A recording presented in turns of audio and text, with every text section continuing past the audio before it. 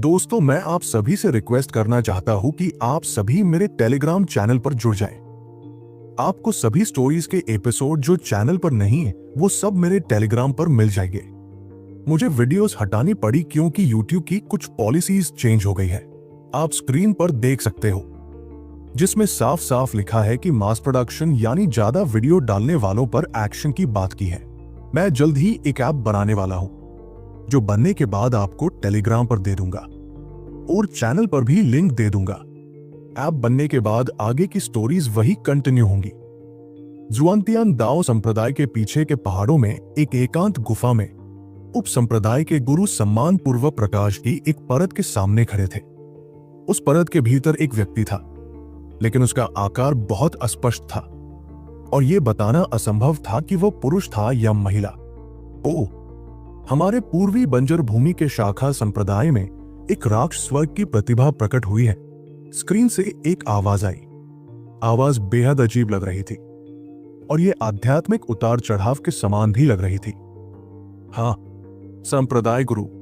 इस व्यक्ति का नाम राघव है। उप संप्रदाय गुरु ने राघव के बारे में वो सब कुछ बताना शुरू किया जो वह जानता था। उसी समय उन्होंने कुछ फोटोग्राफिक जेड भी सक्रिय किए। बेशक किसी ने भी मुकदमे के दौरान फोटोग्राफिक जेड को सक्रिय करने की हिम्मत नहीं की थी, क्योंकि यह मौत को आमंत्रित करने जैसा था। 999वीं सीढ़ी से जुड़ी उनकी कुछ यादें मिट चुकी थी, लेकिन राघव की 4 स्वर्गीय प्रतिभाओं पर जीत नहीं मिट पाई थी। स्क्रीन पर दिखाई देने वाली आकृति ने कहा, 3 बार कचरा खींचना वास्तव में अकल्पनीय है। यह निश्चित रूप से अभूतपूर्व है। इसके अलावा अंतिम खजाना एक स्वर्गीय जल मोती था। यह राघव के लिए बेकार है और उसके साथ रहने वाले किसी भी व्यक्ति के लिए बेकार है। उसकी किस्मत स्वर्ग को चुनौती देने वाली है, इसलिए यह मुझे किंवदंतियों के बारे में सोचने पर मजबूर करता है। उप संप्रदाय के गुरु ने यहां अपना मुंह बंद कर लिया। यह ठीक है, मैंने यहां पहले से ही स्वर्ग को धोखा देने वाली एक भव्य रचना की व्यवस्था कर रखी है। तुम स्वर्गीय दाऊस की नजर में नहीं आओगे। तुम कहना चाहते हो कि वह एक डाइवर्जेंट है। अजीब आवाज अभी भी बिना किसी झटके के पूरी तरह से शांत थी। हाँ, उपसंप्रदाय गुरु ने सिर हिलाया। वास्तव में डाइवर्जेंस के बीच एक तरह के अकल्पनीय रूप से बदकिस्मत लोग हैं। ऐसा लगता है कि उन्हें स्वर्ग सीजर कहा जाता है।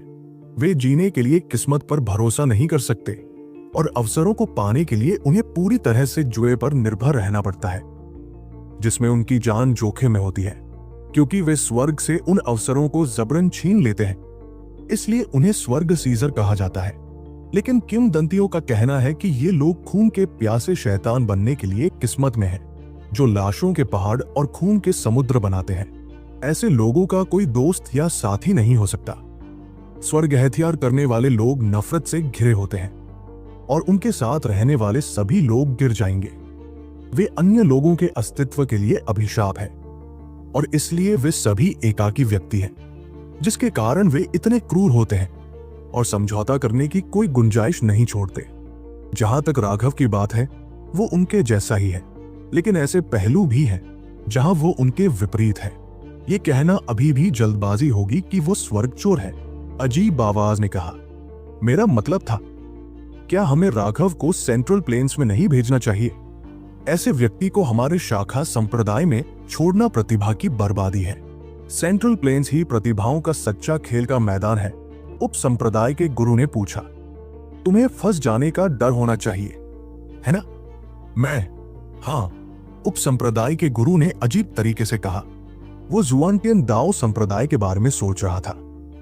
अगर राघव स्वर्ग अधिग्रहण करता होता तो उनके शाखा संप्रदाय को उसके द्वारा पूरी तरह से उलट दिया जाता। सबसे अधिक संभावना है कि 4 स्वर्गीय प्रतिभाओं में से एक भी जीवित नहीं बचेगा। उसे मुख्य संप्रदाय में भेजना बेहतर होगा। वहां अनगिनत प्रतिभाशाली लोग थे जो उसके साथ कंधे से कंधा मिलाकर खड़े हो सकते थे। इसके अलावा उसे सबसे अच्छी परवरिश मिलेगी। राघव के लिए वो सबसे अच्छी जगह थी। सबसे महत्वपूर्ण बात यह है कि यह जगह सुरक्षित होगी। चारों स्वर्गीय प्रतिभाएं पहले भी एक दूसरे से लड़ चुकी होंगी और उनमें मतभेद रहा होगा, लेकिन यह हमेशा एक निश्चित सीमा के भीतर ही रहा होगा। हालांकि राघव अभी अभी आया था और उन्होंने सीधे मौत की लड़ाई शुरू कर दी थी। इसलिए उपसंप्रदाय गुरु वास्तव में चिंतित था। जैसे जैसे लोग बड़े होते हैं, उनकी हिम्मत कम होती जाती है। स्क्रीन पर दिखाई देने वाली आकृति ने आह भरी। कृपया मुझे अपनी बुद्धि दीजिए गुरु, मास्टर कहते हुए उस आवाज का स्वर थोड़ा और नरम हो गया। सच बताओ तो तुम्हारे मास्टर ने ही तुम्हें निराश किया है। शिष्य ऐसे शब्दों के लायक नहीं है, उपसंप्रदाय गुरु ने श्रद्धापूर्वक कहा। मुझे अपनी बात पूरी करने दीजिए। पिछले कुछ सालों से मैं साधना पर ध्यान केंद्रित कर रहा हूं, इसलिए मैंने दाओ संप्रदाय को संभालने का काम आप पर छोड़ दिया है। मैंने आपको कई बातें नहीं बताई, जिसकी वजह से आपकी साधना रुक गई है। हालांकि आप वाकई बहुत मूर्ख हैं, सिर्फ इसलिए कि मैंने आपको कुछ बातें नहीं बताई। क्या आप उन्हें खुद नहीं समझ सकते? चारों परिवार अनगिनत सालों से एक दूसरे के खिलाफ लड़ते रहे हैं, लेकिन मैंने कभी उन्हें अनुशासित करने की जहमत नहीं उठाई। जब मैंने दाओ संप्रदाय को तुम्हें सौंपा था, तभी मैंने उनके बारे में कभी कुछ नहीं कहा था। क्या तुम सच में नहीं समझते? आकृति की आवाज में स्पष्ट रूप से थोड़ी निराशा थी। उपसंप्रदाय गुरु ने कहा, कृपया शिष्य की मूर्खता को क्षमा करें। क्या तुमने सोचा कि सिर्फ इसलिए कि मैंने संप्रदाय को तुम्हारे हवाले कर दिया, यह वास्तव में तुम्हारा है? संप्रदाय का उत्थान और पतन पूरी तरह से तुम्हारे ऊपर आधारित था।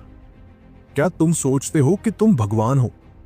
जब जुआनटियन दाओ संप्रदाय समृद्ध होने वाला है, तो क्या आपको लगता है कि आप इसे रोक सकते हैं? जब जुआनटियन दाओ संप्रदाय नष्ट होने वाला है, तो क्या आपको लगता है कि आप इसे रोक सकते हैं? मैं उपसंप्रदाय गुरु को पता नहीं था कि कैसे जवाब दिया जाए। तुम नहीं कर सकते थे, मैं भी नहीं कर सकता था, यहां तक कि कुलपति भी ज्वार के खिलाफ नहीं खींच पाएंगे। एक बड़े संप्रदाय का अपना भाग्य होता है, और जब वह भाग्य खत्म हो जाता है, तो कोई भी उसके पतन को नहीं रोक सकता। मुझे बताओ, तुम किस बात को लेकर इतने चिंतित हो? तुम सिर्फ एक गृहिणी हो, बस अपने जरूरी कर्तव्यों को पूरा करो। राघव की वजह से तुम वास्तव में पूरे दाओ संप्रदाय के बारे में चिंतित हो। तुम पूरे महाद्वीप के भाग्य के बारे में चिंता क्यों नहीं करना शुरू करते? आकृति ने असहाय होकर कहा। उपसंप्रदाय का गुरु लाल हो गया, लेकिन उसने एक शब्द भी नहीं कहा। अगर राघव स्वर्ग हथियार नहीं है, तो आपको चिंता करने की कोई बात नहीं है। अगर वह स्वर्ग हथियार है, तो आपको चिंता करने की और भी कम बात है। उसका जीवन स्वर्ग द्वारा व्यवस्थित किया गया है। यह पहले से ही तय है कि स्वर्ग कब उसका जीवन छीन लेगा। शिष्य मूर्ख था। जाओ, सब कुछ भाग्य के अनुसार होगा। ऐसे बड़े मामलों में हस्तक्षेप मत करो, क्योंकि लाभ नुकसान की भरपाई नहीं कर सकते। प्रकृति को अपना काम करने दो। दर्शक की भूमिका निभाओ और तुम्हें अधिक लाभ मिलेगा, आकृति ने कहा। उपसंप्रदाय के गुरु ने थोड़ा सा कांपते हुए कहा। आखिरी वाक्य से साफ पता चल रहा था कि वो बहुत ज्यादा आसक्त हो गया था, इस हद तक कि वो खुद को भूल भुलैया में खो चुका था। अगर वो उस भूल भुलैया से बाहर निकल पाता, तो उसका मानसिक दायरा तुरंत एक नए स्तर पर पहुंच जाता। मास्टर के सुझावों के लिए बहुत बहुत धन्यवाद। जाना। उपसंप्रदाय के गुरु के गुफा से चले जाने के बाद स्क्रीन पर दिखाई देने वाली आकृति कुछ पल के लिए चुप हो गई और फिर बुदबुदाई, राघव, स्वर्ग अधिग्रहण करता। दिलचस्प। अगर मुझे मौका मिला तो मैं निश्चित रूप से उस छोटे से साथी का परीक्षण करूंगा। राघव ने एक रात आराम किया, लेकिन वह केवल 20% ही ठीक हो पाया। उसकी चोटें बहुत गंभीर थी और 4 प्रकार की स्वर्गीय दांव ऊर्जाएं उसके शरीर में तबाही मचा रही थी। आदिम अराजकता मनका के साथ भी वो उन्हें जल्दी से ठीक नहीं कर सका। उनका अनुमान था कि ऐसा नहीं था कि आदिम अराजकता मनका ने अपना प्रभाव खो दिया था, बल्कि ये कि उन्होंने जो पेड़ लगाए थे वे पर्याप्त मजबूत नहीं थे और अब उनकी आवश्यकताओं को पूरा करने में सक्षम नहीं थे। उसे कुछ नए पेड़ ढूंढने होंगे, अन्यथा जब वह किसी लड़ाई में घायल हो जाएगा तो उसमें शीघ्र स्वस्थ होने की क्षमता नहीं रहेगी। इसके अलावा उसका भौतिक शरीर अधिक से अधिक शक्तिशाली होता जा रहा था और उपचार की गोलियों का उस पर लगभग कोई प्रभाव नहीं था। उसे आदिम अराजकता मनका पर निर्भर रहना होगा। लड़की, चलो इस बूढ़े आदमी के साथ टहलने चलते हैं, राघव ने देखा कि जब वो अपने कमरे से बाहर निकला तो नेहा उसका इंतजार कर रही थी। जहां तक नेहा की बात है तो वो ये देखकर बहुत खुश हुई कि राघव बिस्तर से उठ गया था। ओह बूढ़े आदमी, आपकी टूटी हुई हड्डियां अभी अभी ठीक हुई हैं। क्या आप वाकई टहलने के लिए तैयार हैं? उसने चिढ़ाते हुए कहा। बेशक, एक व्यक्ति बूढ़ा हो सकता है, लेकिन इसका मतलब ये नहीं कि उसका दिल बूढ़ा हो गया है। एक बूढ़ी गाय युवा घास खाती है। आओ छोटी लड़की, इस बूढ़े आदमी को गले लगाओ, राघव ने हंसते हुए कहा और अपनी बाहें उसकी कमर के चारों ओर लपेट ली। नेहा ने थोड़ा सा घूमकर राघव के शैतानी पंजों से खुद को बचाया। उसने डांटा, तुम अभी अभी ठीक हुए हो, लेकिन तुम खिलवाड़ करना चाहते हो। अरे क्या ये सिर्फ मजाक नहीं है? अगर हम एक बूढ़े विवाहित जोड़े की तरह होते तो ये बहुत उबाऊ होता, राघव ने हंसते हुए कहा। उसे सच में नेहा का वह रूप पसंद आया जब वो गुस्से में उसे डांट रही थी। उसे उसका ये सबसे खूबसूरत पक्ष लगा। ये बूढ़ा शादीशुदा जोड़ा कौन है? बेशर्म, नेहा का चेहरा लाल हो गया। हालांकि वो इतने लंबे समय से राघव के साथ थी, लेकिन ऐसे बेबाक शब्दों से वो फिर भी शर्मा गई। सीमा कहाँ है? राघव ने विषय बदल दिया। वह एकांत में उन आध्यात्मिक क्रिस्टल को परिष्कृत कर रही है। ऐसा लगता है कि इसमें बहुत समय लगेगा, नेहा ने कहा। 9 पाताल लोक पथ में राघव ने एक अज्ञात साधना आधार वाली एक भयानक आत्मा को नष्ट कर दिया था। आत्मा ने जो आध्यात्मिक क्रिस्टल विस्फोट किए थे वे बहुत भयानक थे और सीमा को उन्हें परिष्कृत करने में बहुत समय लगेगा। लेकिन यह भी एक अच्छी बात थी। वे आध्यात्मिक क्रिस्टल शुद्ध आत्मा ऊर्जा से बने थे और चूंकि वे 9 पाताल लोक पथ में बने थे, इसलिए उन्हें अवशोषित करने में थोड़ी सी भी कमी नहीं थी। ठीक है, लेकिन मैं वास्तव में चाहता हूं कि तुम मेरे साथ टहलने चलो। मुझे कुछ उचित काम निपटाने हैं, राघव ने कहा। क्या तुम्हें भी पता है कि उचित काम कैसे करना है? नेहा ने सवाल किया। राघव अवाक रह गया। ठीक है, तो हम यही कुछ अनुचित काम करेंगे। उसने नेहा को अपनी बाहों में खींच लिया और उसे चूम लिया। तुम बदमाश हो। नेहा ने संघर्ष किया लेकिन पाया कि यह बेकार था। राघव पहले उसे सजा दे रहा था, लेकिन अंत में उसके भीतर एक आग जल उठी। राघव, रुक जाओ। नेहा ने अचानक उस बदलाव को महसूस किया। क्यों? क्या तुम मुझे पसंद नहीं करती? राघव ने निराश होकर पूछा। तुम बदमाश, अगर मैं तुम्हें पसंद नहीं करती तो क्या तुम्हें लगता है कि मैं तुम्हें इतना कुछ करने दूंगी?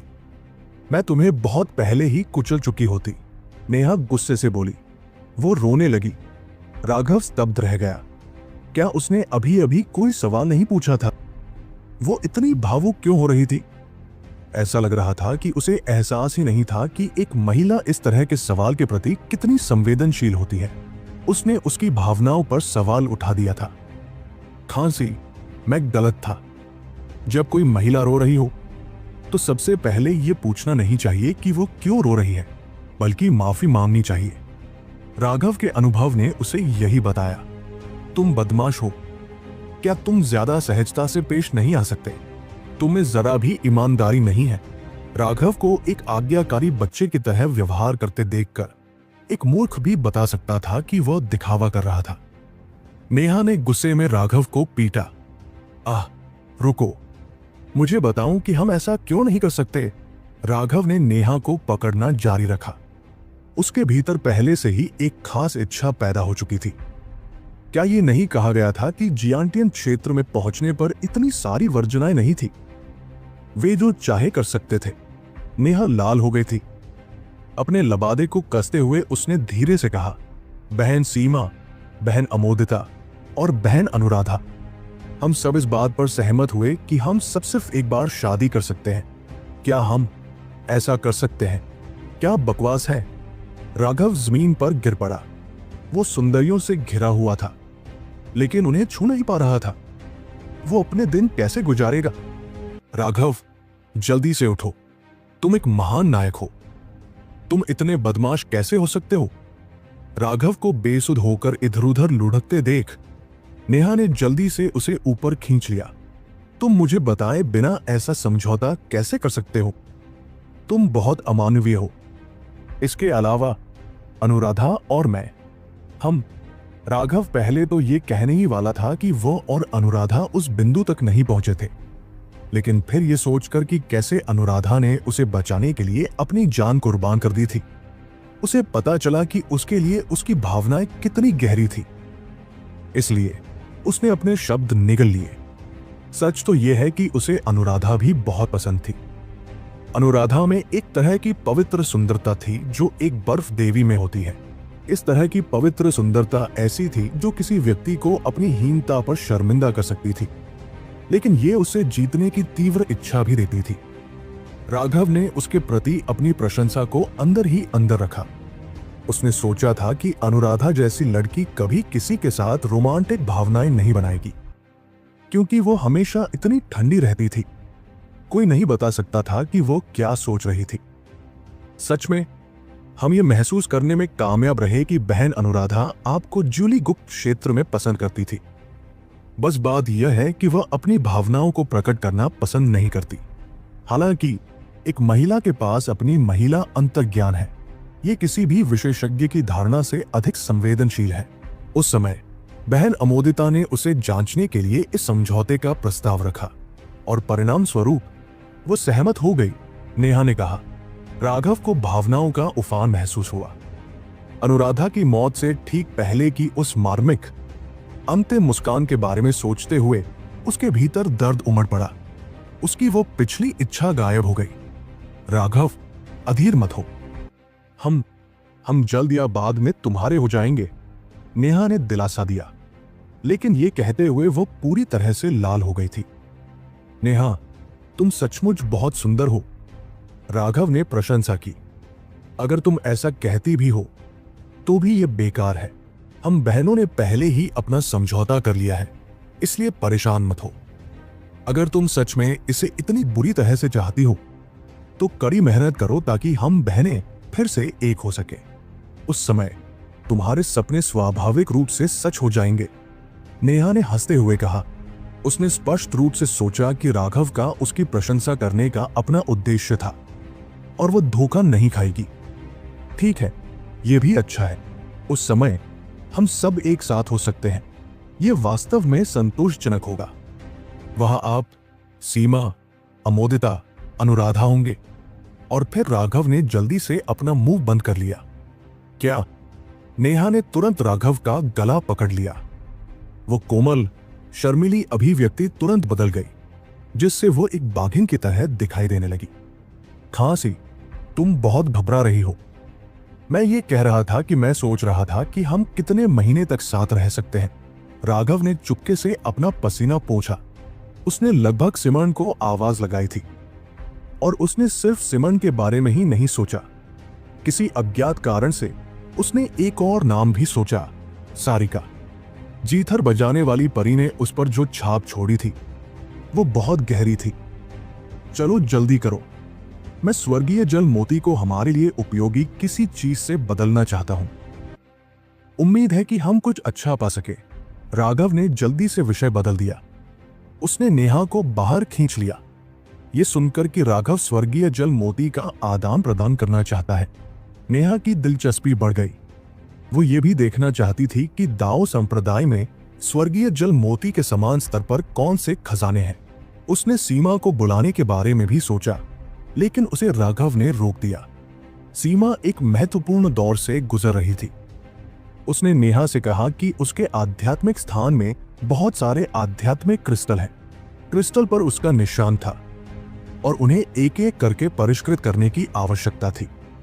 हालांकि अल्पावधि में बहुत अधिक लाभ नहीं होगा, लेकिन दीर्घकालिक प्रभाव सार्थक होंगे।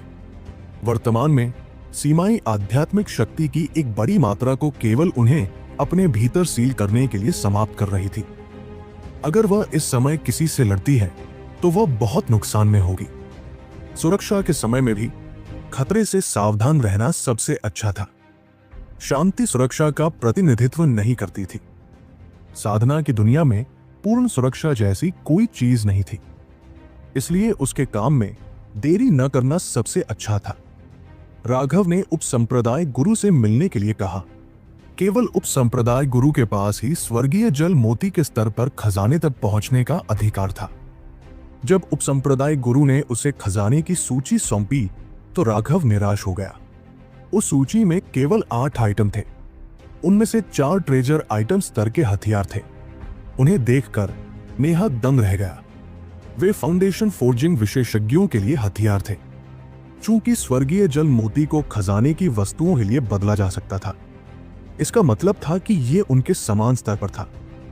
यह केवल अफसोस की बात थी कि यह खजाना ड्रैगन ब्लड लीजन के लिए बेकार था। 8 वस्तुओं में से जिन पर राघव का ध्यान गया वे थे तलवार और भाला। अगर वो उनमें से एक को लक्ष्मण या मनोज के लिए प्राप्त कर सकता है तो उनकी शक्ति इस हद तक बढ़ जाएगी कि वे दूसरे दर्जे के सेलेस्टियल से लड़ने में सक्षम हो जाएंगे। उपसंप्रदाय गुरु, क्या मैं इसे न बदलने का विकल्प चुन सकता हूं? राघव ने पूछा। बेशक, स्वर्गीय जल मोती तुम्हारा है। संप्रदाय तुम्हें कुछ भी करने के लिए मजबूर नहीं करेगा, उपसंप्रदाय गुरु ने कहा। तो फिर बहुत बहुत धन्यवाद। राघव नेहा के साथ चला गया। वो थोड़ा उदास था। स्वर्गीय जल मोती एक अमूल्य खजाना था, लेकिन उसके लिए बेकार था। तलवार और भाले के लिए वे उसके और ड्रैगन ब्लड लीजन के विकास के लिए बेहतर फिट होंगे। हालांकि उसने इसके लिए व्यापार नहीं करने का फैसला किया। ऐसा इसलिए था क्योंकि वह जानता था कि एक बार जब वह स्वर्गीय जल मोती का व्यापार करेगा तो ये जुआनटिन दाओ संप्रदाय के खजाने में समाप्त हो जाएगा। फिर अन्य लोग इसके लिए समान स्तर के खजाने का आदान प्रदान करने में सक्षम होंगे। राघव जिस चीज से सबसे ज्यादा बचना चाहता था वह थी स्वर्गीय जल मोती का सेतुप्ती के हाथों में जाना। सेतुप्ती ने नर्क की स्वर्ग की सीढ़ी पर जो आखिरी चाल चली थी उसने उसकी चौकसी बढ़ा दी थी। अगर सेतुप्ती को स्वर्गीय जल मोती मिल जाता तो वह तीसरे दर्जे का दिव्य बन जाता और उसकी युद्ध क्षमता में स्वर्ग को हिला देने वाला बदलाव आ जाता।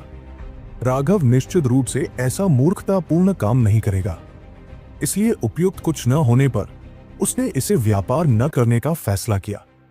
वह इसे अपने हाथों में सड़ने देना पसंद करेगा, बजाय इसके कि इससे सेतुप्ती को फायदा हो। ठीक है, इतना उदास मत हो। भले ही तुमने इसका व्यापार न किया हो, लेकिन ऐसा नहीं है कि तुमने कुछ खोया है। सोचो कि जब तुमने 4 स्वर्गीय प्रतिभाओं को हराया था तो तुम कितने शक्तिशाली दिखाई दिए थे। नेहा ने राघव को खुश करने की कोशिश की क्योंकि उसने देखा कि वह कितना उदास था। मेरे लिए प्रसिद्धि बेकार है। केवल सोना और सुंदरिया ही मेरा ध्यान आकर्षित कर सकती है। खांसी, बेशक मेरे पास पहले से ही सुंदरिया है, इसलिए मुझे केवल पैसे की कमी है। राघव की प्रतिक्रियाएं त्वरित थी। नेहा ने वह हाथ वापस खींच लिया जिससे वह उसे चुटकी लेने वाली थी। पैसे की बात करें तो अर्जुन ने इस दौरान काफी पैसा खर्च किया है। वेद शर्मा उसके कारण रोने को तैयार है। नेहा ने हंसते हुए कहा, यह ठीक है, वेद शर्मा कोई बाहरी व्यक्ति नहीं है। हमें बस अपने दिल में इस उपकार को याद रखना है। जब मैं लौटा तो मैंने अर्जुन को मध्यम श्रेणी के स्पिरिट स्टोन का एक बैच दिया था। उसने मुझे बताया कि वह अपना नया कवच बनाने वाला है। मैं उस छोटे से साथी के नए आविष्कार का भी इंतजार कर रहा हूं। राघव मुस्कुराया। उसे वास्तव में अर्जुन की साहसिक कल्पना की प्रशंसा करनी थी। वो हथियार बनाने के आरेख का अध्ययन करने के लिए एकांत में चले गए थे। उनके अनुसार वो पुस्तक एक खजाना थी जिसकी उन्हें सख्त जरूरत थी। इसके साथ ही उनकी फोर्जिंग कला तेजी से बढ़ रही थी। नेहा, जब वे चल रहे थे तो राघव ने अचानक नेहा को एक आध्यात्मिक संदेश भेजा। नेहा चौंक गई। उसे समझ नहीं आ रहा था कि वह ऐसा क्यों कर रहा है। उसने पूछा, क्या है? सामान्य व्यवहार करते रहो। आगे 4 हत्यारे हैं, उन्हें ब्लड किल हॉल से होना चाहिए। उन्होंने अभी भी हार नहीं मानी है। वे चारों सभी दिव्य हैं, लेकिन उन्होंने साधारण शिष्यों के वस्त्र पहने हुए हैं और उन्होंने अपना रूप भी बदल लिया है। थोड़ी देर में मेरी आंखों के संकेतों पर ध्यान देना। हम उन्हें भागने नहीं दे सकते। राघव ने नेहा के साथ बातचीत जारी रखी, जबकि उसने आध्यात्मिक संचरण का उपयोग करके उसे अपनी योजना बताई। यहाँ बहुत सारे शिष्य हैं, आप कैसे बता सकते हैं कि वे हत्यारे हैं? क्या हम गलत लोगों को मार देंगे? नेहा थोड़ा चिंतित था। चिंता मत करो, मैं ब्लडकिल हॉल के हत्यारों का पुराना दोस्त हूं। वे मुझसे अपनी आभा नहीं छिपा सकते। बस बेपरवाह होकर चलते रहो। उनकी तरफ मत देखो और इधर उधर मत देखना, वरना तुम उनकी हिफाजत बढ़ा दोगे। लोगों को मारना लोगों से लड़ने से अलग है। मैं तुम्हें सिखाता हूं। राघव नेहा को चौक से होते हुए ले आया। उन्होंने तुरंत लोगों का ध्यान अपनी ओर आकर्षित कर लिया। राघव की प्रसिद्धि अब जुआनटियन दाओ संप्रदाय में 4 स्वर्गीय प्रतिभाओं से ऊपर उठ गई थी। उन्हें दाओ संप्रदाय की जूनियर पीढ़ी के सबसे मजबूत सदस्य के रूप में सराहा गया।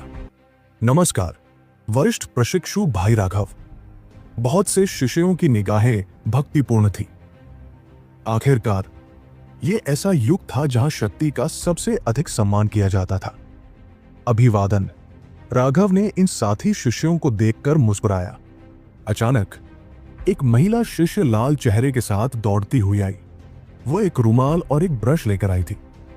वरिष्ठ प्रशिक्षु भाई राघव, क्या मुझे आपका ऑटोग्राफ मिल सकता है? वरिष्ठ प्रशिक्षु भान, कृपया गलतफहमी न पाले, मुझे बस एक ऑटोग्राफ चाहिए। महिला ने घबराते हुए कहा। कोई बात नहीं, अगर तुमने कहा भी कि तुम उसे पसंद करती हो तो भी ठीक रहेगा। जब तक तुम में उसे रिझाने की क्षमता है, मुझे कोई आपत्ति नहीं होगी, नेहा ने हंसते हुए कहा। राघव का चेहरा तुरंत काला पड़ गया। यह लड़की एक बार फिर उसे चिढ़ा रही थी। उसने रुमाल लिया और अपना नाम लिखा। उसके साहसिक और शक्तिशाली स्ट्रोक वास्तव में राजसी थे। वे दबंग और भव्य दोनों थे।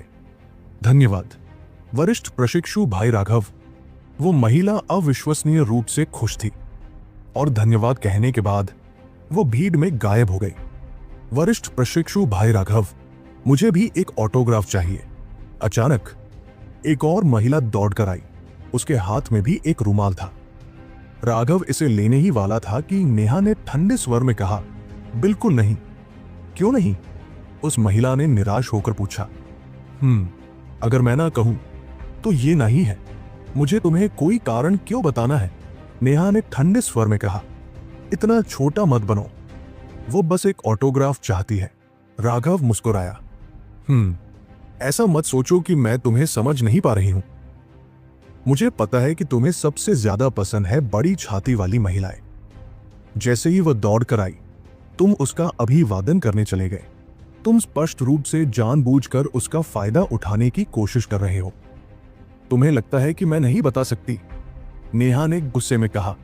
सभी लोग दंग रह गए और उन्होंने राघव को अजीब तरह से देखा। यह अप्रत्याशित था कि इस नंबर एक विशेषज्ञ की वास्तव में इतनी दिलचस्पी थी। फिर उस महिला की छाती को देखते हुए जैसा कि उम्मीद थी, ये वास्तव में विशाल पहाड़ों की एक जोड़ी थी, असीम और भव्य।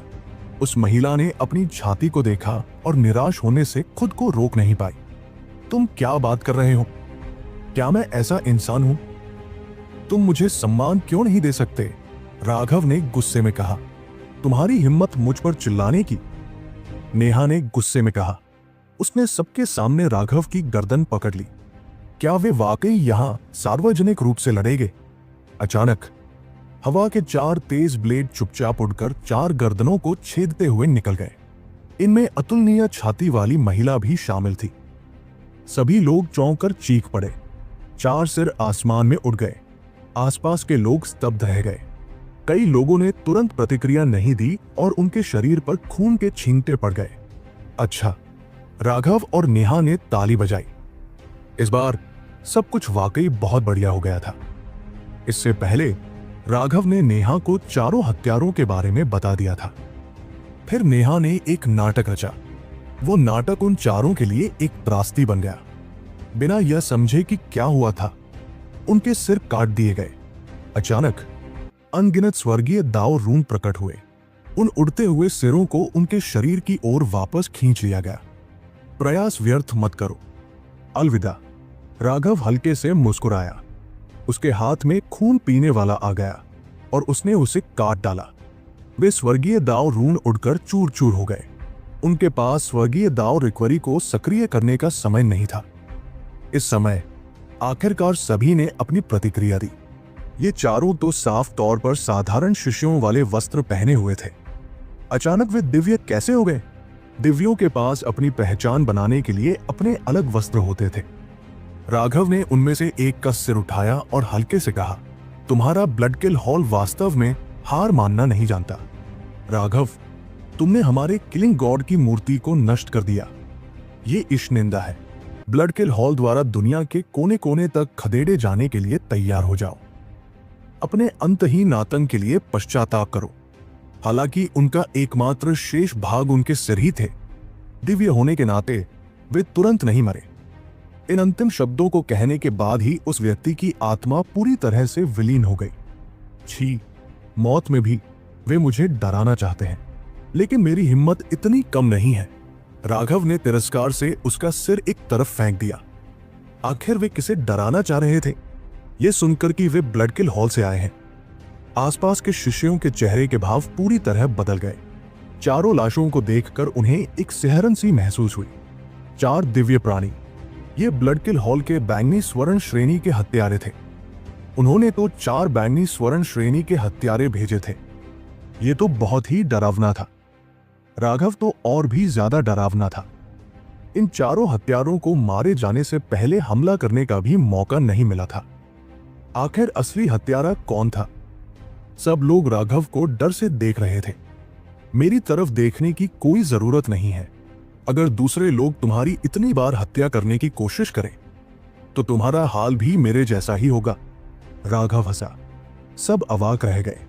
क्या ये भी उसके जैसे ही हैं? अगर कोई बैंगनी सोने जैसा हत्यारा उन्हें निशाना बनाता तो पता नहीं कितनी बार मरता।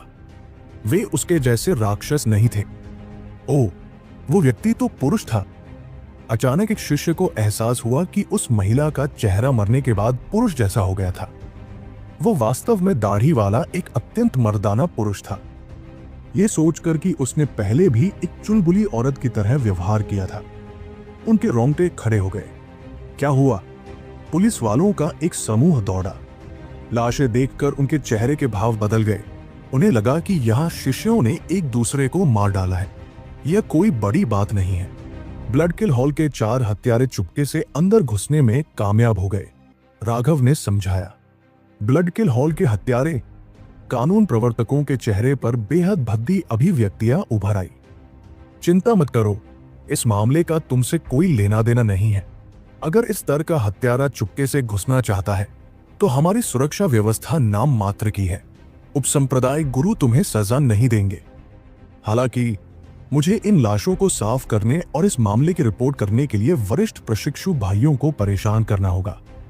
राघव जानता था कि वे जिम्मेदारी को लेकर चिंतित थे। आखिरकार वे इस जगह की सुरक्षा के प्रभारी थे। बहुत बहुत शुक्रिया वरिष्ठ प्रशिक्षु भाई राघव। हम इन लाशों को अभी साफ कर देंगे। सच तो यह था कि ये कानून लागू करने वाले राघव से उम्र में बहुत बड़े थे, लेकिन उनमें वरिष्ठों जैसा व्यवहार करने की हिम्मत नहीं थी। राघव नेहा को ले गया, ये देखकर कि आसपास कोई नहीं था। वो हंसी। राघव, मेरा अभिनय कैसा था? राघव अवाक रह गया। उसने तिरस्कार पूर्वक कहा, तुमने स्क्रिप्ट के अनुसार अभिनय क्यों नहीं किया? मुझे तो जवाब देना भी नहीं आता था। और तो और, मैंने कब कहा कि मुझे बड़ी छाती पसंद है? परेशान मत हो। हालांकि तुम्हें एक सभ्य इंसान होने का दिखावा करना पसंद है, लेकिन बहन सीमा ने मुझे पहले ही सच बता दिया है। हर बार जब कोई बड़ी छाती वाली महिला सामने आती है तो तुम्हारे आध्यात्मिक उतार चढ़ाव में साफ बदलाव आता है। हालांकि तुम इसे मुझसे छुपा सकती हो, लेकिन बहन सीमा जैसी आत्मा विशेषज्ञ के सामने तुम इसे नहीं छुपा सकती।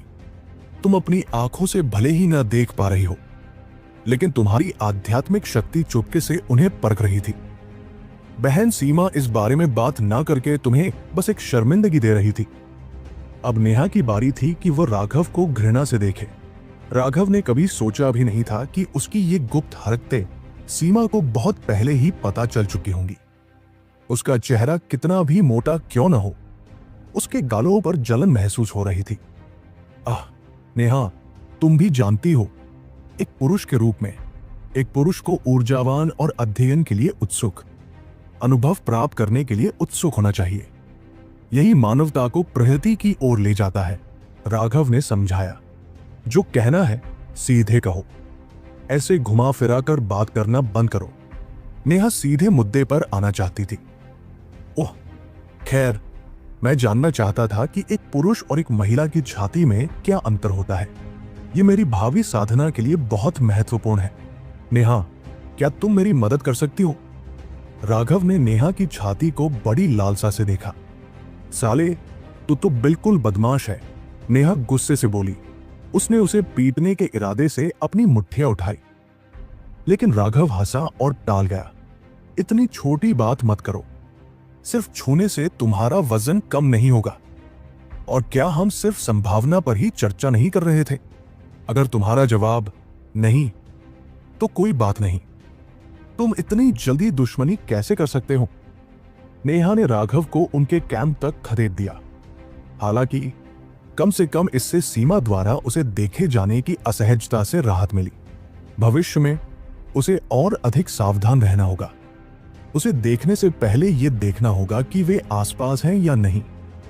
सच तो यह है कि राघव को भी नहीं पता था कि उसे बड़ी छाती वाली औरतें क्यों पसंद हैं। लेकिन चाहे सीमाई हो, अमोदिता हो, नेहा हो या फिर सिमरन हो, उनकी हरकतें बड़ी हलचल पैदा कर देती थी। जहां तक सारिका की बात है, उसने हमेशा अपनी विशेष पोशाक पहनी थी, जिससे राघव उसका शरीर स्पष्ट रूप से नहीं देख सकता था। और फिर देवी की बात करें तो उसे देखते ही उसके बारे में एक बुरी धारणा बन गई थी। खांसी, किसने उससे कहा था कि उसकी छाती इतनी सपाट हो कि उस पर घोड़ा सर पर दौड़ सके? इस समय राघव ने एक निश्चित सिद्धांत की लगभग पुष्टि कर दी थी। बड़ी छाती वाली महिलाएं ज्यादा अच्छी होती हैं। उदाहरण के लिए आरवी, जिनसे वो फिनिक्स क्राई साम्राज्य में मिला था, या देसाई परिवार के राखी, माधव, अशरफ आदि। वे तीखे और निर्दयी थे, और उनकी एक और साझा विशेषता उनकी चपटी छाती थी। तो राघव ने अपना सिद्धांत बनाया, यदि उनकी छाती सपाट थी तो उनके दिल भी सपाट थे। यदि उनकी छाती फट रही थी तो उनके दिल भी फट रहे थे। हालांकि यह सिद्धांत जरूरी नहीं कि हर किसी पर लागू हो, लेकिन राघव के अनुभव ने उसे बताया कि यह ऐसा ही है। यह सिद्धांत निश्चित रूप से उसे धोखा नहीं देगा। बड़ी छाती वाली महिलाएं अक्सर अच्छी होती थी, लेकिन कभी कभी वे अपने दिमाग का पर्याप्त इस्तेमाल नहीं करती थी। चपटी छाती वाली महिलाएं ज्यादा तार्किक होती थी, जिससे वे चतुर होती थी और हर चीज पर नियंत्रण रखने की योजना बनाना पसंद करती थी। बेशक कोई निश्चित सही या गलत नहीं था, लेकिन एक निर्विवाद तथ्य था जिसने राघव को बड़ी तिजोरियों का शौकीन बना दिया। वह ये कि कम से कम उन्हें अच्छा तो लगता था, लेकिन इसका मतलब यह नहीं था कि उसे बड़ी छाती वाली हर औरत पसंद आएगी। मिसाल के तौर पर सरोजनी की छाती को अब सिर्फ बड़ी नहीं कहा जा सकता था, उसे कम से कम विशाल तो कहा ही जा सकता था। और एक बार जब वो राघव की समझ की सीमा पार कर जाती तो उसे वो उतनी पसंद नहीं आती थी। मालिक, राघव अभी अपने शिविर में लौटा ही था कि मनोज उसका स्वागत करने आया। तुम्हें लक्ष्मण से मिलना चाहिए। वो छोटा सा लड़का किसी चीज में फंसा हुआ लग रहा है। आह, मठ का मुखिया तुम्हें ढूंढता हुआ आया है। लगता है सिंधु परिवार का मुखिया तुमसे मिलने का इंतजार कर रहा है। तुम्हें मठ के मुखिया से मिलना चाहिए और फिर लक्ष्मण से मिलना चाहिए। मैं इंद्र से सबसे पहले क्यों मिलूंगा? वह तो बिल्कुल कब्र से निकले ज़ॉम्बी जैसा दिखता है। मैं सबसे पहले लक्ष्मण से मिलूंगा। यह देखकर कि राघव को कुछ गंभीर काम निपटाने हैं, नेहा आज्ञाकारी होकर अपने कमरे में लौट गई। कम से कम ड्रैगन ब्लड योद्धाओं के सामने उसे राघव को कुछ जगह तो देनी ही थी। सीमा ने उसे यही सिखाया था। सभी पुरुषों को सम्मान की जरूरत होती है। जब वो लक्ष्मण के कमरे में पहुंचा तो लक्ष्मण ने जल्दी से उसके लिए एक कप चाय डाली। राघव ने एक घूंट चाय पी ली। नेहा से बहस के बाद उसका गला थोड़ा खराब हो गया था। क्या तुम उस बेवकूफ श्याम से प्रभावित हो? राघव ने हल्के से पूछा। बॉस, आपको कैसे पता चला? लक्ष्मण ने पूछा। छी, एक तलवार साधक के रूप में तुम्हारा ताव हृदय दृढ़ होना चाहिए, लेकिन अब तुम्हारी दृष्टि स्पष्ट रूप से भटक गई है। और यहां तक कि तुम्हारे आध्यात्मिक उतार चढ़ाव भी अब स्थिर नहीं रहे। यहां तक कि उस आध्यात्मिक मूर्ख मनोज ने भी इसे भांप लिया। तुम्हें लगता होगा कि मैं मूर्ख हूं, राघव ने कहा। मैं वास्तव में उससे प्रभावित था।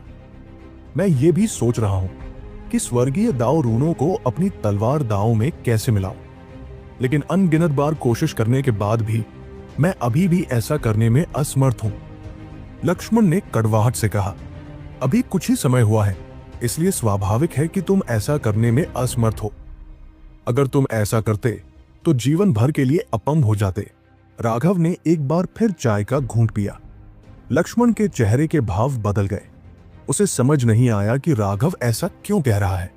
मैं तुम्हें बता दूं, वो मूर्ख श्याम पहले ही एक ऐसे रास्ते पर चल पड़ा है जहां से वापसी नहीं है। उसका तलवार साधना मार्ग पहले ही समाप्त हो चुका है। हालांकि उसने अपने स्वर्गीय दाव रूनों को अपने तलवार दाव में मिला दिया है, जिससे वो शक्तिशाली प्रतीत होता है। लेकिन वास्तव में यह पूरी तरह से मूर्खता है। तुम वास्तव में ऐसे मूर्ख से प्रभावित थे। मैं सचमुच अवाक हूं। राघव ने अपना सिर हिलाया। मालिक, मेरी बात सुनो। अनगिनत साधना पथ है, चाहे आप प्रमुख ताओ चुने या गौण ताओ। जब तक आप शिखर तक पहुंच सकते हैं, वो एक सही पथ है। तुम दोनों तलवार साधक हो और इसलिए तलवार दाव तुम्हारे लिए सही रास्ता है। एक बार जब तुम स्वर्गीय दाव रूनों को तलवार दाव में मिला दोगे, तो क्या तुम स्वर्गीय दाव की साधना करोगे या तलवार दाव की? श्याम ने अपने स्वर्गीय दाव रूनों को अपनी तलवार दाव में क्यों मिलाया? ऐसा इसलिए क्योंकि उसे अपनी तलवार दाव पर पूरा भरोसा नहीं था। तलवार साधक के लिए तलवार क्या है? यह कोई हथियार नहीं है। नहीं, इस पर निर्भर रहना है। यह आपकी आस्था है। आपको इसमें विश्वास रखना होगा। जब आपको इसमें विश्वास हो तो यह आपके लिए चमत्कार कर सकता है। अगर आपको विश्वास है कि यह तारों की नदी को चीर सकता है, तो यह ऐसा कर पाएगा। अगर आपको विश्वास है कि यह दुनिया को नष्ट कर सकता है, तो यह ऐसा कर पाएगा। लेकिन यह इस बात पर निर्भर करता है कि आप वास्तव में इसमें विश्वास करते हैं या नहीं। तो यह तथ्य कि आपने अपने स्वर्गीय दाव रूनों को अपने तलवार दाव में नहीं मिलाया है, आपके लिए भाग्यशाली है। यदि आपने वास्तव में ऐसा किया होता, तो आप कभी भी अपने दांव के शिखर तक नहीं पहुंच पाते, राघव ने गंभीरता से कहा। लक्ष्मण का चेहरा पीला पड़ गया। उसने लगभग एक ऐसी गलती कर दी थी जिसकी भरपाई नहीं की जा सकती। उसकी पीठ पसीने से तर थी, लेकिन अब उसे अपनी तलवार दांव पर और भी ज्यादा भरोसा हो गया था। मैं समझता हूं, उसने कृतज्ञतापूर्वक कहा। अच्छा, याद रखना, विश्वास जितना तुम सोचते हो उससे कहीं ज्यादा जरूरी है। अनगिनत चमत्कार विश्वास से ही होते हैं। अच्छा, अब मैं चलता हूं। सच तो यह है कि लक्ष्मण श्याम के हमलों की ताकत से बस प्रभावित हुआ था, लेकिन राघव के स्पष्टीकरण से उसे तुरंत सच्चाई समझ आ गई। राघव सरोजनी के कमरे में गया। वह देखना चाहता था कि इंदर अब क्या साजिश रच रही है। राघव, आओ, बैठो। सरोजनी मुस्कुराया और एक प्रार्थना चटाई की ओर इशारा किया। कमरे में 3 प्रार्थना चटाइयां थी। एक पर सरोजनी बैठी थी, दूसरी पर इंदर बैठी थी और आखिरी चटाई राघव के लिए थी। सामान्य नियमों के अनुसार एक शिष्य के रूप में राघव के पास यहां बैठने की योग्यता नहीं थी, लेकिन सरोजनी ने कभी भी राघव को शिष्य नहीं माना था। खैर, मुख्य बात यह थी कि राघव ने सरोजनी को कभी भी मठ प्रमुख नहीं माना था। वे पहले से ही इस बात के आदी थे कि उनके बीच कोई वरिष्ठता नहीं थी। राघव तुरंत बैठ गया। इंदर की ओर देखे बिना ही उसने सरोजनी से पूछा, मठ प्रमुख, क्या आप मुझसे मिलना चाहते थे? सरोजनी तुम्हें नहीं देखना चाहता था, बल्कि मैं ही तुम्हें देखना चाहता था। इंदर थोड़ा चिढ़ गया। ओह, क्या यह सिंधु परिवार का मुखिया नहीं है? क्या उपसंप्रदाय गुरु ने नहीं कहा था कि तुम्हें दीवार की ओर मुंह करके अपने कुकर्मों पर विचार करना है? तुम पहले ही पार हो चुके हो। राघव ने जानबूझकर पार होने का प्रयोग इस तरह किया कि ऐसा लगा जैसे वह कह रहा हो कि उसकी मृत्यु हो गई है। जब यह विषय उठाया गया तो इंदर क्रोधित हो गए, लेकिन उन्होंने उदासीनता से कहा, मैं आपसे कुछ चर्चा करने आया था। मुझे तुमसे कुछ नहीं कहना है। राघव ने अपना सिर हिलाया। तुम तुम मेरी बात भी नहीं सुनोगे, इंदर गुस्से से बोला। राघव के कुछ शब्दों से इस चालाक बूढ़ी लोमड़ी को इतना क्रोधित होते देख सरोजनी मन ही मन हंसी रोक नहीं पाई। जैसा उसने सोचा था, बुरे लोगों को बुरे लोगों द्वारा ही सबसे बेहतर तरीके से संभाला जाता है। सरोजनी को अपने इस परिवार के मुखिया से अनगिनत शिकायतें थी। जब बिंदर ने राघव से मिलने के लिए कहा था तो उसने मना करने के बारे में सोचा था, लेकिन फिर वह यह भी देखना चाहती थी कि राघव को अब किस दवा के कारण देखना पड़ रहा है। एक बात तो उसे पूरी तरह से पता थी, जब दोनों मिलेंगे तो देखने लायक एक अच्छा शो जरूर होगा। और जैसी कि उम्मीद थी, राघव ने अभी सिर्फ 3 बार ही अपना मुंह खोला था और इंदर का गुस्सा फूटने ही वाला था। सुनने को क्या है, तुम स्वर्गीय जल मोती चाहते हो और क्या चर्चा करनी है, राघव ने तिरस्कार पूर्वक कहा। इंदर ने गहरी सांस ली और अपने गुस्से को दबा लिया। उसने खुद से कहा कि उसे सहना होगा, उसे सहना होगा। मैं आपके लिए कुछ ऐसी चीज लाया हूं जिसकी आपको तुरंत जरूरत है। कीमत की बात करें तो ये निश्चित रूप से स्वर्गीय जल मोती से भी बेहतर है, इंदर ने कहा। तो फिर तुम्हें इसे रख लेना चाहिए, इसका मुझसे क्या लेना देना। अपने कंजूस स्वभाव के साथ क्या तुम सचमुच ऐसा कुछ करोगे जिससे तुम्हें नुकसान हो? कोई भूत भी तुम्हारी कहानी पर विश्वास नहीं करेगा। राघव ने रूखेपन से उसे बीच में ही टोक दिया। इंदर के क्रोधित भाव देखकर सरोजनी अपनी हंसी नहीं रोक सकी। उन्होंने डांटते हुए कहा, राघव, इस पर ठीक से चर्चा करो। हालांकि वो उसे डांट रही थी, लेकिन हंसी रोकने के प्रयास में उसके कंधे कांप रहे थे। इंदर भले ही सिंधु परिवार का मुखिया हो और दूसरों से बहस करने का आदी हो, लेकिन राघव कभी भी मानकों के मुताबिक काम नहीं करता था। उसका मुंह कुछ भी कह देता था और इंदर का ऐसे व्यक्ति से कभी सामना नहीं हुआ था। ऐसा इसलिए था क्योंकि उससे पहले कभी किसी ने इस तरह बात करने की हिम्मत नहीं की थी, इसलिए उसे कोई अनुभव नहीं था। ठीक है, अपने मठ प्रमुख को सम्मान देने के लिए मैं खुलकर बोलूंगा। जो कुछ भी तुम्हारे पास है उसे बाहर लाओ और देखते हैं कि वह संतोषजनक है या नहीं, राघव ने कहा। राघव भी देखना चाहता था कि वह क्या लाया है। उसे साफ पता था कि राघव व्यापार नहीं करना चाहता था, फिर भी वह आया था। उसे थोड़ा आत्मविश्वास जरूर होगा, वरना वह यूं ही शर्मिंदा होने नहीं आया होता। इंदर ने कुछ और नहीं कहा और एक खूबसूरत डिब्बा निकाला। डिब्बा खोलते ही उसमें से एक जेड ताबीज निकला। जेड का ताबीज मुट्ठी के आकार का था। उसके भीतर प्रकाश नाचता हुआ दिखाई दे रहा था और एक राजसी आकाशीय शक्ति धीरे धीरे कमरे में भर रही थी। विश्व भेदी जेड तावीज। हालांकि वह जानती थी कि इंदर ने कुछ अद्भुत लाया होगा, सरोजनी मदद नहीं कर सकी और चौंक कर चिल्ला उठी। इंदर के चेहरे पर एक हल्का सा दर्द और अनिच्छा भरा भाव उभर आया। हाँ, यह कुछ ऐसा है जो प्राचीन काल से चला आ रहा है। इस पर जो निशान है वह एक अमर चरित्र है, आत्मा। दूसरे शब्दों में, यह एक विश्व भेदी जेड ताबीज है जो आत्मा की दुनिया से जुड़ता है। यह दुनियाओं के बीच की बाधा को तोड़ सकता है और आपको आगे पीछे यात्रा करने की अनुमति देता है। आत्मा की दुनिया। राघव बहुत चौंका। क्या जंगल की देवी यहीं से आई थी? आप आत्मा की दुनिया के बारे में जानते हैं? अब चौंकने की बारी इंदर की थी। मैंने इसके बारे में सुना है। इस विश्व भेदी जेड ताबीज का उपयोग कैसे किया जाता है? राघव ने पूछा। आप इसे अपनी इच्छानुसार किसी भी स्थान पर सक्रिय कर सकते हैं। यह आपको अंतरिक्ष को पार करके आत्मिक दुनिया में प्रवेश करने की अनुमति देगा, लेकिन 1 महीने के भीतर आपको वापस लौटने के लिए ताबीज पर निर्भर रहना होगा। आपको ताबीज को उसी स्थान पर सक्रिय करना होगा जहां से आप आत्मिक दुनिया में पहुंचे थे। यदि आप उस 1 महीने की समय सीमा से चूक गए तो आप कभी वापस नहीं लौट पाएंगे, सरोजनी ने कहा। हाँ, ये सही है। आपको पता होना चाहिए कि आत्मिक दुनिया अनगिनत प्राचीन जादुई जानवरों से भरी हुई है। उन जादुई जानवरों में ज्यादातर शुद्ध रक्तवंश होते हैं जो उन्हें असीम क्षमता और महान शक्ति प्रदान करते हैं। सीमा के पास अपार आध्यात्मिक शक्ति है, लेकिन उसके पास एक भी अच्छा जादुई जानवर नहीं है। ऐसे आत्मा साधक के लिए अनादि पथ में प्रवेश करना बेहद खतरनाक होगा।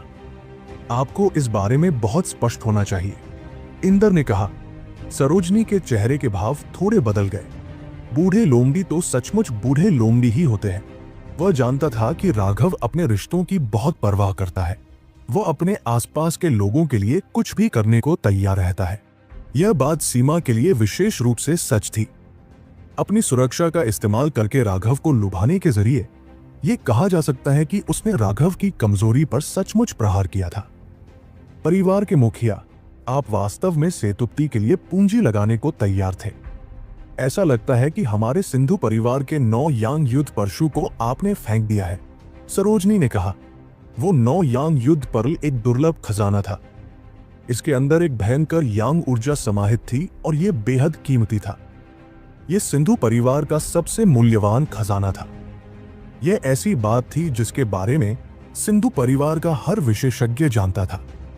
इंद्र को अचानक कहीं से विश्व भेदी जेड ताबीज मिल जाना साफ जाहिर था कि उसने 9 यांग बैटल हाल्बर्ड का व्यापार किया था।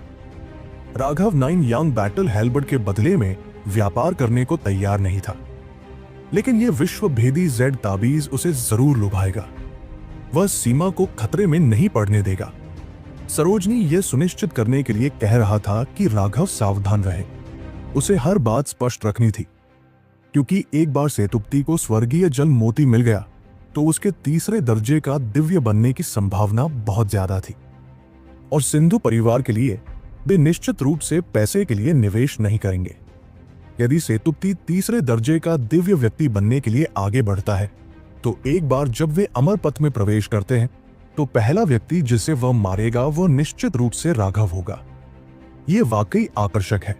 तो फिर मैं पूछता हूं, कितने लोग इस विश्व भेदी जेड ताबीज का इस्तेमाल कर सकते हैं? राघव ने पूछा। 2। राघव निराश हुए बिना नहीं रह सका। अगर सिर्फ 2 लोग ही इसका इस्तेमाल कर सकते थे तो वह नेहा को लाकर उसके लिए एक अच्छा घरेलू पालतू जानवर भी नहीं ढूंढ सकता था। फिलहाल उनके घरेलू पालतू जानवरों का इस्तेमाल सिर्फ सवारी के तौर पर ही किया जा सकता था। वे अब उनके साथ लड़ने लायक ताकतवर नहीं रहे थे। राघव सचमुच भावुक हो गया था, क्योंकि फीनिक्स क्राइस्ट साम्राज्य की सीमा पर एक अनाम गांव में उसने वन देवत्व को शून्य से निकलकर आत्मा की दुनिया में लौटते देखा था, और उस स्थानिक चैनल से उसने एक चौंकाने वाला दृश्य देखा था।